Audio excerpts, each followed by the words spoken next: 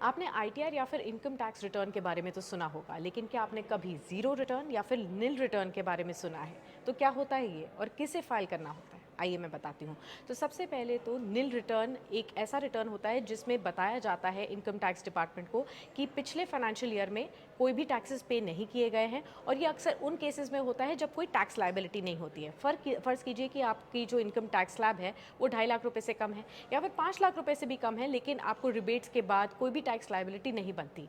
इस केस में आपको ये ज़ीरो रिटर्न या फिर निल रिटर्न फाइल करनी होती है। अब इसके बहुत सारे फ़ायदे हैं। पहला फ़ायदा तो ये है कि सरकार को पता चल जाता है कि जो आपकी इनकम है ये लीगल सोर्स से आ रही है, तो ये प्रूफ ऑफ इनकम के तौर पर सामने आता है।